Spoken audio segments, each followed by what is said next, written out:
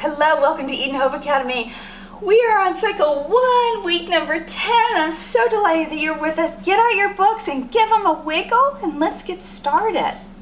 We're going to start out with our Bible. Let's throw it up. Boom. And this week we're going to Mesoamerica. Now, remember our 7 continents? They drifted apart and became 7 continents. And we have North America, South America, Antarctica, Australia, Asia, Europe, and Africa. And we're going to go to North America and South America. Now, if you're ever in Europe, I have a little secret to tell you. They think, the Europeans are taught, that North America and South America are one continent because they're connected except for that itty-bitty Panama Canal that goes between them. So they just say it's one continent, it's called the Americas, just so you know. It's just an interesting tidbit. Okay, so we're going to concentrate this week on the area that's between North and South America, and it's called Mesoamerica or Central America. Can you guys say Mesoamerica? Say it out loud, Mesoamerica. Good job, excellent. So let's throw up our Bible. Boom. Sow righteousness for yourselves, reap unfailing love. Break up the unplowed ground for yourselves, for it is time to seek the Lord until he comes and showers deliverance upon you. Wow. First of all, I love Hosea. He wrote a book in the Bible named, guess what? Hosea. And he was a simple farmer who didn't expect to be a person who wrote a book in the Bible. He didn't expect to be imparting wisdom to people. He was just doing his job. He was just being a farmer. So which tree do you think he sat under? Do you think he sat and he was grabbing saying, oh, I want to write a book in the Bible? Or do you think he just did his job, took care of his family, did what he was supposed to do, and then God poured through him? Do you think he sat under the tree of life a lot? I think so too. I really think so too.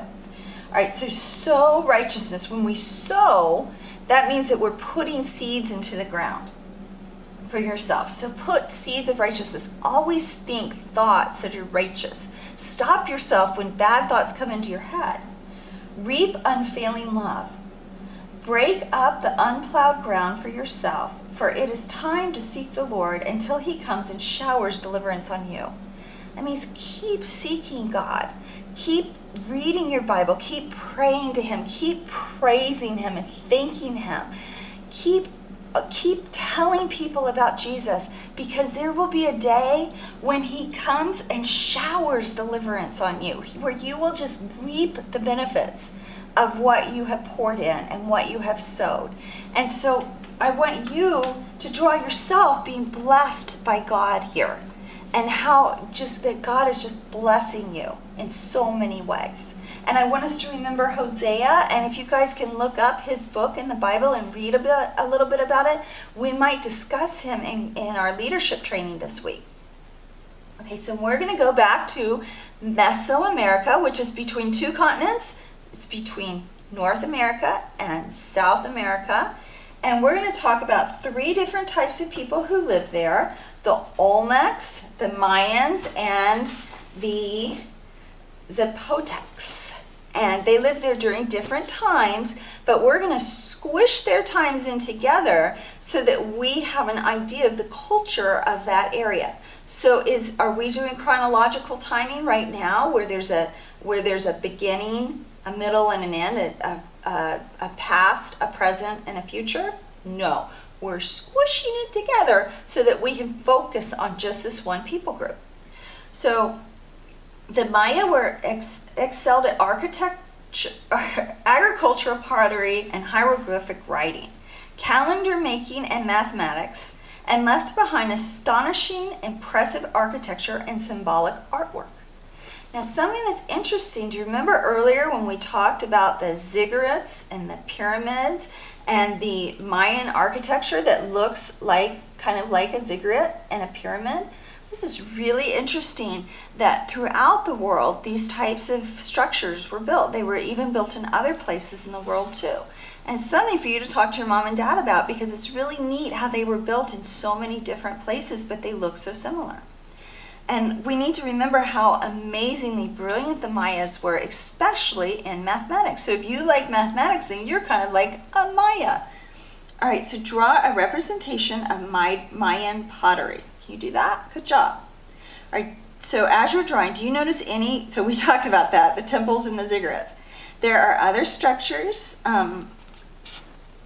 like the ziggurats in Mesoamerica that I just talked about those. All right, how do you think that the temples were all built in the same location, or same type of buildings, but they were built so far apart with people who we don't think ever communicated? Talk to your mom about that, and maybe you can research it and discuss it in class, because I think that's fascinating. Okay, next is science, and we're going to learn about dirt this week. Who's ready to get dirty? I am. I love getting dirty. Humus is a non-living, finely divided, let's start it up. Boom. Divided organic matter in soil, derived from microbial decomposition of plant and animal substances. Woo, that was a long sentence, but it's really packed with great vocabulary. So it's the very top layer of soil, and it's decomposed animal and plant substances, and it gives the nutrients to the plants so that they can grow. So I want you to take a little bit of humus from your backyard and tape it right there. Can you just tape some on there? Easy breezy, lemon squeezy, right? All right, the Mayans, Olmecs, and Zapotecs lived primarily in Mesoamerica. I bet you already memorized that sentence. You're so smart.